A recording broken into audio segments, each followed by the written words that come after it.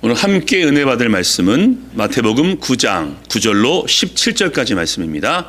마태복음 9장 9절로 17절까지 말씀을 저 한 절씩 교독하시겠습니다. 자, 9절 말씀 읽습니다. 예수께서 그곳을 떠나 지나가시다가 마태라 하는 사람이 세간에 앉아 있는 것을 보시고 이르시되 나를 따르라 하시니 일어나 따르니라.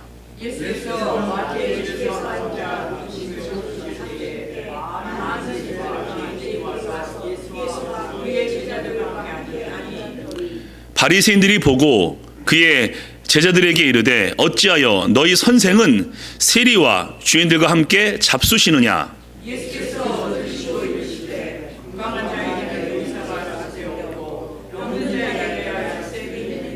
너희는 가서 내가 긍휼을 원하고 제사를 원하지 아니하노라 하신 뜻이 무엇인지 배우라. 나는 의인을 부르러 온 것이 아니요 죄인을 부르러 왔노라 하시니라.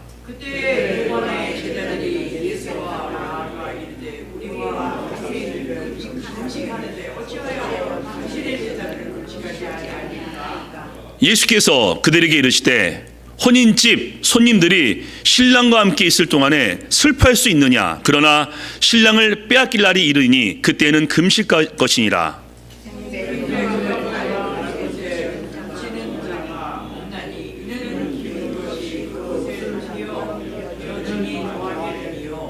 함께 있습니다. 새 포도주를 낡은 가죽 부대에 넣지 아니하나니 그렇게 하면 부대가 터져 포도주도 쏟아지고 부대도 버리게 됨이라.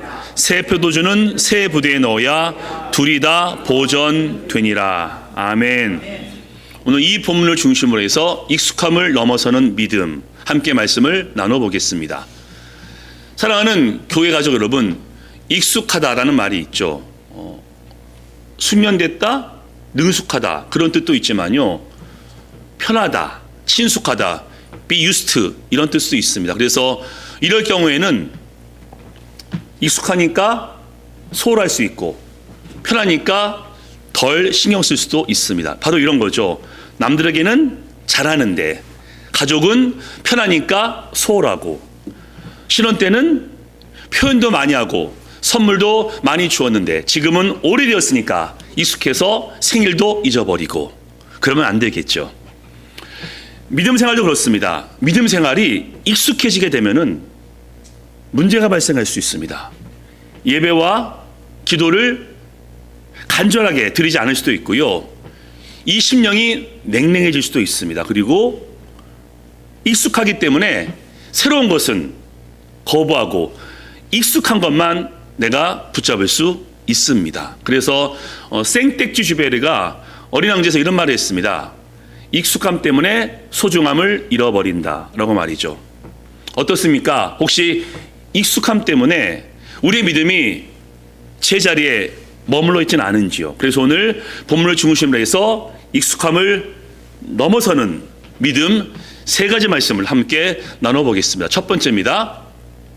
익숙함은 낡은 부대일 수 있습니다. 오늘 배경은 마태의 집입니다.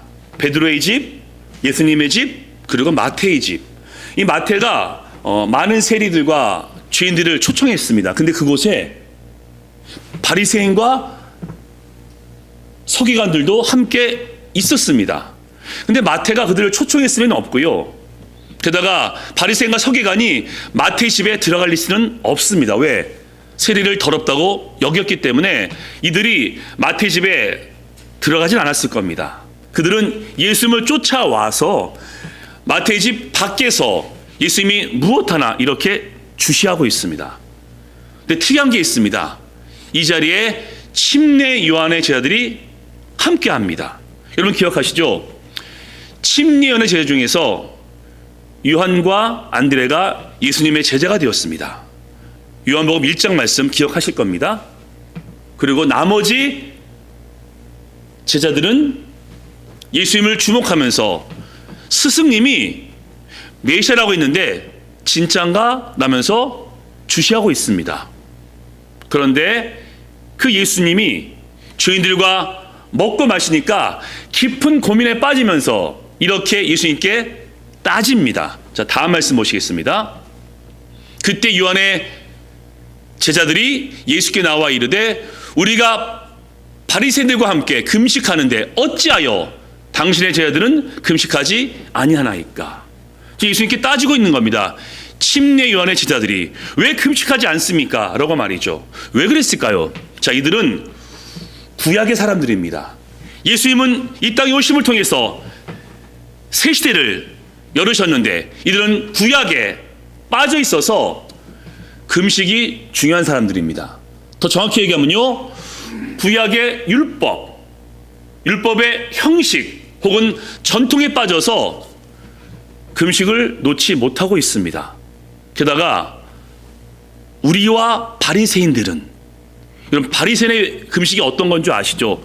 외식하는 금식, 남에게 보이기 위한 금식, 하나님과 사람을 생각지 않는 그런 금식을 바리새인들이 하고 있는데 우리와 바리새인들은 이라고 얘기하면서 침례 요한의 제자들도 그렇게 금식하고 있음을 본인들이 그렇게 고백하고 있는 것입니다. 그래서 예수님께서 내가 와 있는데 금식이 뭐가 필요하냐라고 말씀하십니다. 게다가 마태복음 11장 말씀 보시면요, 예수는 먹기를 탐하고 포도주를 즐기는도다, 세리와 죄인의 친구라고 핀잔까지 받으시기도 합니다. 그러나 전혀 아랑곳하지 않으시고 침례 요한의 제자들에게, 바리새인들에게, 서기관에게 이렇게 말씀하십니다. 다음 말씀입니다. 새 포도주를 낡은 가죽 부대에 넣지 아니하나니 그렇게 하면 부대가 터져 포도주도 쏟아지고 부대도 버리게 됨이라. 새 포도주는 새 부대에 넣어야 둘이 다 보존되느니라. 아멘. 자, 낡은 부대는 먼저 아시겠죠? 지금 침례 요한의 제자들, 바리새인, 서기관, 율법과 전통에 얽매여서 외식적인, 형식적인 금식을 하고 있는 자들이 낡은 부대입니다.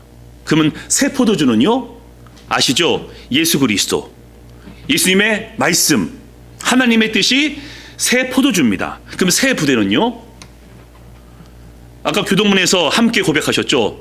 그런즉 누구든지 그리스도 안에 있으면 새로운 피조물이라, 이전 것은 지나갔으니 보라 새 것이 되었도다. 아멘. 이게 새 부대입니다.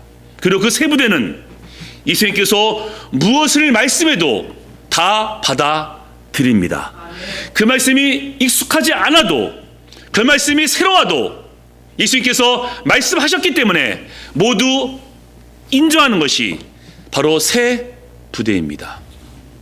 사랑하는 교회 가족 여러분, 익숙함은 편한 것이지만은 익숙함은 위험할 수도 있습니다. 이스라엘 백성이 애굽에서 출애굽하죠. 해방입니다. 그런데 출애굽하자마자, 해방되자마자 하나님께 원망합니다. 왜 그랬을까요? 노예였지만은 애굽 생활에 적응되어서 익숙하여서 광야 생활이 싫은 겁니다. 새롭고 익숙하지 않은 그 광야 생활이 싫어서 하나님과 모세를 원망합니다.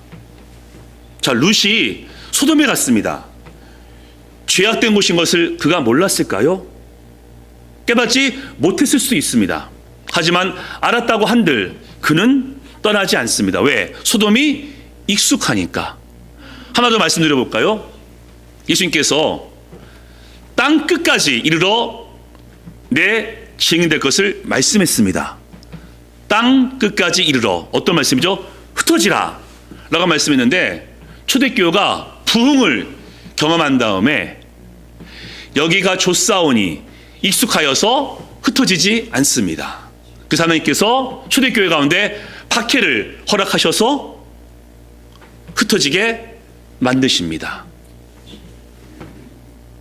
여러분, 익숙함 때문에 우리의 믿음이 제 자리에 머물러 있을 수도 있다는 것입니다.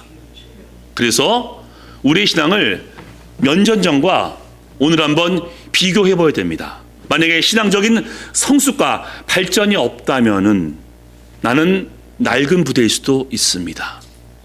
최근에 새롭게 은혜를 경험하고 새롭게 말씀을 깨닫지 못했으면은 나는 낡은 부대일 수도 있습니다. 그러면요, 예배 가운데 하나님의 임재하심을 경험하지 못할 수도 있고 삶의 현장에서 우리와 함께하는 그 하나님을 경험하지 못할 수도 있습니다. 왜? 낡은 부대이기 때문에. 제가 목사로서 설교자로서 당연한 이야기를 한번 해볼까 합니다. 저는 성경에 익숙합니다. 그리고 본문으로 설교를 많이 해봤고 오늘 본문도 이미 설교했던 본문입니다. 하지만 익숙한 내용과 익숙한 설교에 빠지지 않으려고 나름 몸부림을 칩니다. 왜? 익숙함이 목회자에게, 설교자에게 적일 수 있기 때문입니다. 그래서 이 말씀을 이미 다 알고 있지만은 당연한 겁니다. 그렇게 하는 게. 이 말씀을 또 읽고 또 묵상하고 또 연구합니다. 왜? 저는 여러분에게 이미 지어놓은 영적으로 찬 음식을 드리고 싶지 않습니다. 방금 지은 새로운 음식과 따끈따끈한 음식을 여러분에게 드리고 싶어서 익숙함에 빠지지 아니하고 새롭게 말씀을 준비하고 오늘도 이 강단에 섰습니다. 당연합니다. 그게 마땅하지만은 그냥 저를 돌아보면서 그렇게 애를 쓰고 있습니다.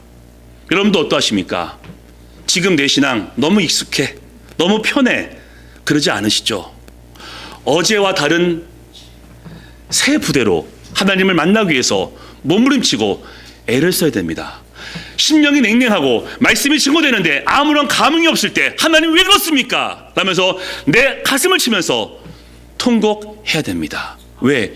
익숙함, 편함에 머무르게 되면은 점점 더 내 마음이 냉랭해지면서 하나님의 은혜를 경험하지 못할 수도 있기 때문입니다. 우리 모두는 새 부대가 되어서 믿음의 일신우일신, 오늘도 새롭고 내일도 새롭고 그 다음도 새로운 그러한 새 부대가 되시기를 예수님의 이름으로 간절히 축복합니다. 아멘. 그러면 새 부대가 무엇일까요? 자, 두 번째입니다. 새 부대는 사람 자체입니다. 자, 그 다음 말씀 한번 읽어보겠습니다. 예수께서 그곳을 떠나 지나가시다가 마태라 하는 사람이 세간에 앉아 있는 것을 보시고 이르시되 나를 따르라 하시니 일어나 따르니라. 예수께서 마태 집에서 앉아 음식을 잡수실 때 많은 세리와 죄인들이 와서 예수와 그의 제자들과 함께 앉았더니, 이렇게 나와 있죠. 여러분, 이 본문에 특이한 게 있습니다. 여러분, 예수님께서 부른 제자가 12명이죠. 근데 성경 말씀에 12제자의 첫 부르심이 다 기록되어 있지 않습니다. 도마, 작은 야고보, 다데오, 가나안의 시몬, 가룟 유다는 그 첫 부르심이 기록되어 있지 않습니다. 여러분 알고 계시죠? 그런데 요한, 야고보, 베드로, 안드레, 빌립, 나다넬, 바돌로메죠. 6명은 첫 부르심이 기록되어 있습니다. 그런데 동시다발적입니다. 거의 같은 시기에 6명을 부르셨습니다. 근데 마태는요, 단독 출연입니다. 이 마태는 하나님이, 예수님께서 단독으로 혼자 불러주십니다. 왜 그랬을까요? 또 하나가 있습니다. 12명 제자의 직업군이 뭔지 잘 모릅니다. 대부분 어떤 직업을 가졌는지 잘 모르는데요. 분명한 것은 요한, 야고보, 베드로, 안드레는 어부입니다. 근데 어부는 상류층이 아니죠. 게다가 가나안의 시몬은 열심당입니다. 열심당은요, 이 로마 제국을 향해서 저항하는 독립투사 같은 그런 사람입니다. 근데 세리는, 마태는 세리입니다. 세리가 그 당시 뭔지 아시죠? 죄인의 대명사입니다. 왜 굳이 이런 사람들만 예수님께서 뽑으셨을까요? 예수님과 함께한 사람 중에서 니고데모, 유대인의 관원도 있었고요, 왕의 신하, 로마 백부장도 있었습니다. 그 사람들을 뽑았으면요, 좀 보기 좋지 않았겠습니까? 근데 모두 어부이고 게다가 세리까지 있으니 왜 예수님께서 긁어 부스럼을 만드셨을까요? 여러분, 여기 중요한 이유가 있습니다. 예수님의 관점은 그 사람의 무엇, what are you가 아닙니다. 그 사람의 학력, 집안 배경, 연봉, 그런 배경이 아니라 그 사람 자체입니다. Who are you? 그래서 예수님은 세리와 죄인들을 부르시고 함께하고 있습니다. 사랑하는 교회 가족 여러분, 세상은요, 그 사람의 무엇이냐가 중요합니다. 누구냐는 별로 중요하지 않습니다. 연봉이 얼마래? 직업이 뭐래? 어떤 학교 나왔대? 라고 하죠. 그래서 결혼 정보회사 많지 않습니까? 스펙으로 사람의 등급을 매깁니다. A등급, B등급, C등급, 뭐로요? 스펙으로. 자, 그러면서 과거에는 양반, 평민, 노비가 있었지 라면서 미개하다라고 합니다. 그리고 노예를 두었던 미국의 흑 역사를 비판합니다. 그리고 지금도 카스트 제도 아직도 있지 않습니까? 신분의 차이를 뭐라고 하는데 그럼 뭐가 다른 겁니까? 돈으로, 능력으로, 학벌로, 스펙으로 A등급, B등급, C등급 나눈 것과 과거의 그 모습과 뭐가 다를 게 있겠습니까?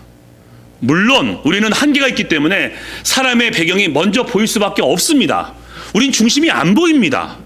인간이기 때문에. 하지만 외모가 보인다고 해서 그 외모를 중심으로 평가해서 그 사람을 무시한다던가 스펙이 너무너무 좋으니까 과대평가하는 것은 우리가 조심해야 됩니다. 제가 요즘 뉴스 보면서 좀 화가 나는 게 있는데요. 뉴욕 등에서 여러분 들으셨죠? 아시안 증오 범죄 많이 들으셨죠? 그 자체가 죄입니다. 폭력이고 인종차별이기 때문에. 근데 여러분 제가 봤을 때 특징이 있는 것 같습니다. 가해자, 때린 자는 대부분 남자입니다. 그리고 건장하고요. 제가 봤을 때 피해자는요 대부분 여성분들이고 노약자입니다. 왜 남자는 안 때립니까? 왜 건강한 사람은 왜 건들지 못합니까? 뭐를 의미합니까? 강한 자에게는 약하고 약한 자에게는 강한 치사한 이 땅의 모습을 우리가 그 사건을 통해서 우리가 알 수 있지 않습니까? 제가 학교에서 공부할 때 좀 씁쓸한 이야기를 한번 해보겠습니다. 이 선배님과 같이 막 얘기하던 중에 그 선배님이 어떤 학우를 이렇게 지칭하면서 참 무례하다라고 얘기를 합니다. 그리고 자신이 선배인데도 함부로 한다고 얘기를 하더군요. 그래서 제가 그래요? 저한테는 그렇게 안 하는데요? 저한테는 참 예의도 바르고 나이스하다라고 얘기했더니 그 선배가 이렇게 얘기합니다. 우리 학교에서 그냥 제 얘기입니다.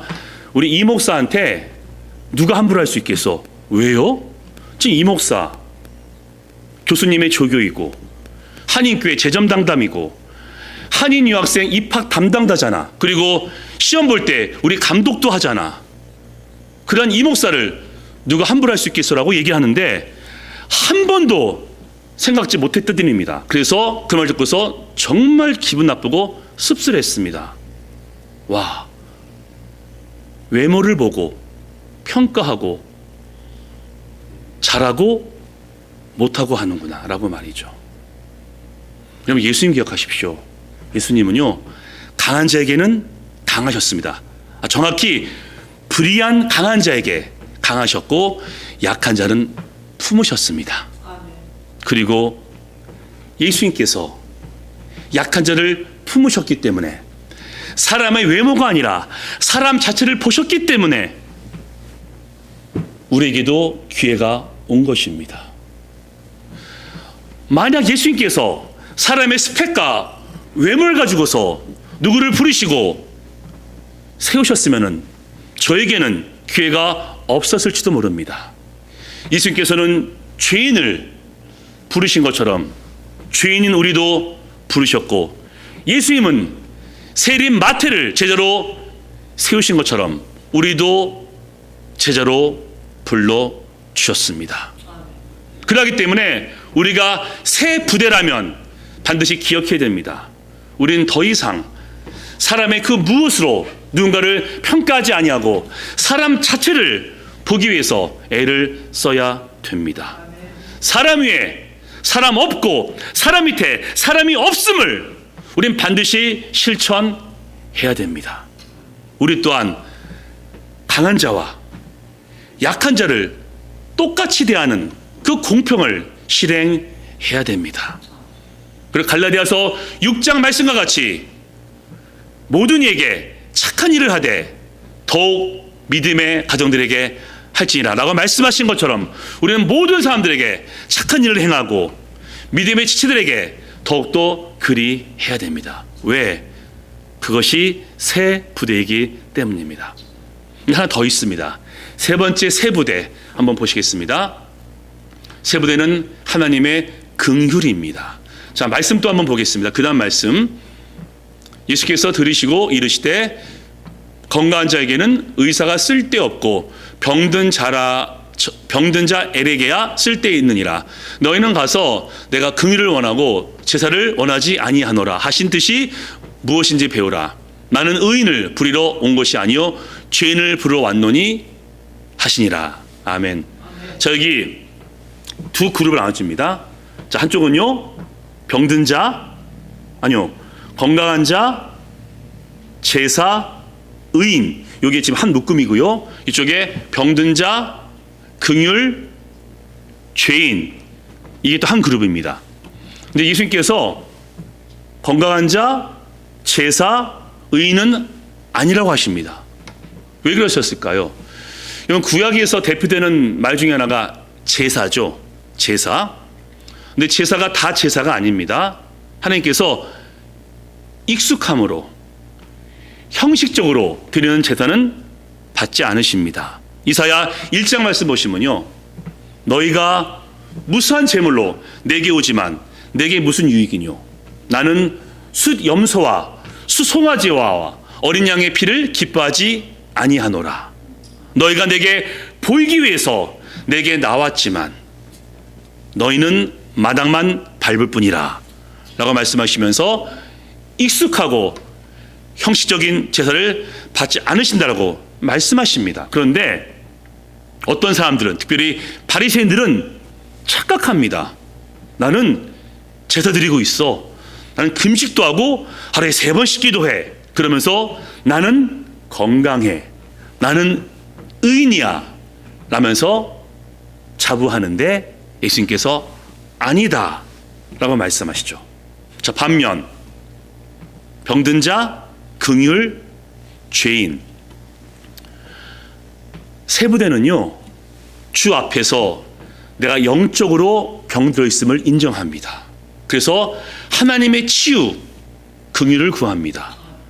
세 부대는 하나님의 임재 앞에서, 하나님의 거룩함 앞에서 내가 얼마나 죄인인 것을 깨닫고서 하나님께 구합니다. 하나님 용서하여 주옵소서, 저는 죄인입니다 라면서 하나님의 용서와 긍휼을 구합니다. 그래서 누가복음 말씀 보시면요, 세리는 멀리 서서 감히 눈을 들지 못한 채 가슴을 치며 통곡하며 하나님 저를 불쌍히 여기옵소서, 나는 죄인이라고 고백하자 예수님께서 이 세리가 더 의인이라고 칭찬하십니다. 뭘 얘기합니까? 내가 병들어 있음을, 내가 죄인임을 인정하며 하나님의 긍휼을 구하는 그 자가 바로 세 부대라고 우리에게 말씀하고 있습니다.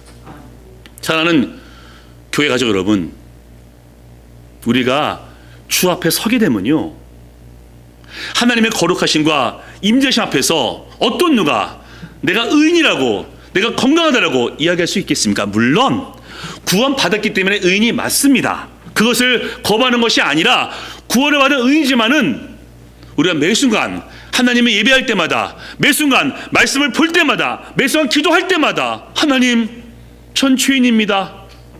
저는 부족합니다. 오늘도 사람 자체가 아니라 배경을 보았습니다라고 회개할 수밖에 없는 그런 존재인 것을 우리가 인정하지 않습니까? 그래서 기도합니다. 하나님 불쌍히 여겨 주옵소서, 하나님 긍휼을 베풀어 주옵소서라고 기도하게 됩니다. 왜? 그게 세 부대이기 때문에. 그래서 말씀하죠. 애통하는 자는 복이 있나니 저가 위로를 받을 것이요 심령이 가난한 자는 복이 있나니 천국이 저의 것이며 지금 우는 자는 복이 있나니 저가 웃을 것이라 라고 말씀하고 있습니다. 이제 오늘 말씀을 정리해 보겠습니다. 사실 오늘 내용이 참 많습니다. 개념도 많고요. 세 부대, 낡은 부대 많이 있는데 딱 두 마디입니다. 세 부대는 하나님의 긍휼을 구하는 자입니다. 아멘. 이제 매 순간 하나님께 기도하십시오. 하나님, 절 불쌍히 여겨 주옵소서. 주의 거룩하심 앞에서 저는 너무나 부족하고 너무나 약합니다. 하나님, 저에게 긍휼과 자비와 은혜를 베풀어 달라고 기도하시는 것이 바로 세 부대입니다. 두 번째, 세 부대는 주님의 은혜 가운데 다른 사람에게 긍휼을 베푸는 겁니다. 지금 어려운 시대에 있죠. 우리 주위에 마음이 상한 지체가 있을 겁니다. 그분을 위해서 기도하고 위로하는 겁니다. 바로 그것이 긍휼입니다. 가까운 분 중에서 물질적으로 어려운 분이 있을 수도 있습니다. 그분들을 찾아가서 겸손하게 은밀하게 도와주셔야 합니다. 그게 긍휼입니다. 그리고 구원을 받지 못한 그 영혼이 우리 주위에 있지 않습니까? 구원을 받지 못했음은 영적으로 병 들어있는 것이며 반드시 치료가 필요하니 그분들에게 다가가서 섬기시고 복음을 증거해야 됩니다. 바로 그것이 우리가 해야 될 긍휼. 첫 번째는 하나님께 긍휼을 구하고 그 은혜 가운데서 긍휼을 베푸는 것이 바로 세 부대라고 오늘 말씀하고 있기 때문입니다. 마지막 말씀 함께 읽으시고 말씀을 정리하겠습니다. 자, 마지막 말씀 함께 읽겠습니다. 있습니다. 시작. 긍휼히 여기는 자는 복이 있나니 그들이 긍휼히 여김을 받을 것이요. 아멘. 이제 우리 모두가 새 부대가 되어서 하나님의 긍휼을 다시 한번 경험하시고 그 하나님의 은혜 가운데 긍휼을 베푸시게 되기를 예수님의 이름으로 간절히 축원합니다. 아멘. 자, 이번 적용입니다. 첫 번째는요, 다 같이 읽겠습니다. 시작. 하나님, 저를 긍휼히 여기소서. 아멘. 두 번째입니다. 어려움을 겪은 자를 위로하고 섬기자. 아멘. 이제 익숙함을 넘어서서 새 부대가 되시고 새 부대가 되심을 통해서 하나님을 더욱더 붙잡으시고 그 은혜 가운데서 이웃을 섬기는 우리 모두가 되어서 하나님께서 인정하시는 진정한 새 부대가 되시기를 예수님의 이름으로 간절히 축원합니다. 아멘. 다 같이 한번 기도하시겠습니다.